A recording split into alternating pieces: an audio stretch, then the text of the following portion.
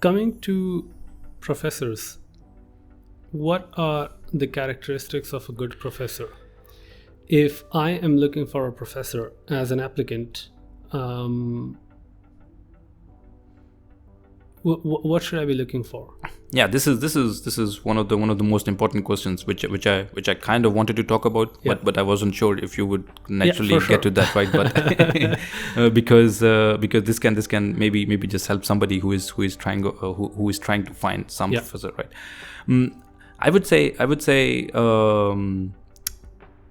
never go after the big names, you know. Oh, okay. So I would back the statement up, right?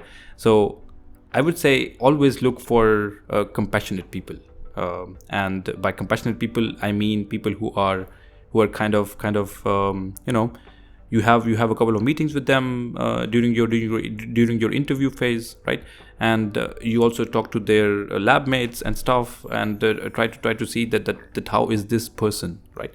And you need to find an advisor who would be how do you say it, looking after your back, right? So when you fall down, right, that is where your advisor has to pick you up, right? Rather than finding an advisor who would slide you down further, because there are advisors, there are people. I mean, stuff goes around. So there are actually people who are how do you say it? I mean, I don't really want to say that, but there are some professors who are kind of notorious in this particular aspect, right? Who would demand too much of them. I hope the audience is getting what I'm sensing here. Yeah. What you're actually trying to say. Yeah. So I mean, the bottom line is that I would always choose a professor who is compassionate. Yeah. I wouldn't just look at the big name, right? And by big name I mean having, I don't know, millions of citations, for example, right? I wouldn't really. I mean, yes, that is an important part, right? That can probably help you later on much more in your life, right?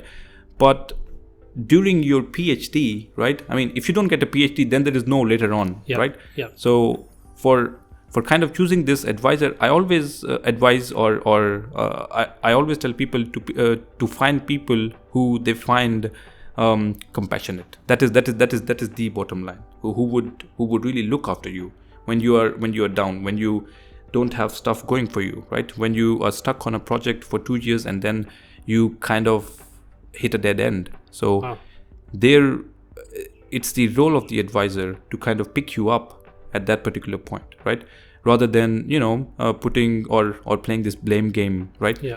In this aspect, I feel I was particularly lucky again to find my current advisor, who is super nice. Amazing. He is a good name. He is a well-known name in the academic sphere, in the computer vision sphere. But he's also one of the most humble guys I've ever really met. So so this would be my advice to anybody who is kind of finding an advisor. Is the information about a lab's funding public, or can I find out how much funding this professor has been able to close, or is that a non-public? Not really. Data? Not or really. Does that even matter for me as an applicant to a particular professor, or? I think not. I mean, so professors usually have this web page on which they kind of advertise that you should. I mean, if you're looking for a PhD position, you should apply, or you should apply through this channel, or email me directly, or whatever. So whenever you find this basically means that they have the funding, right? Okay. I mean, I would also say that while doing a PhD, it's. I mean, you should have this talk very upfront with your advisor, that does he have the funding for the entirety of your PhD or not, right? Okay. By entirety, I mean you kind of have this rough estimate that it would take 3 to 4 years or 4 to 5 years or whatever, right? I feel this is kind of really important. And why do I say it is important? It's simply because of the fact that you don't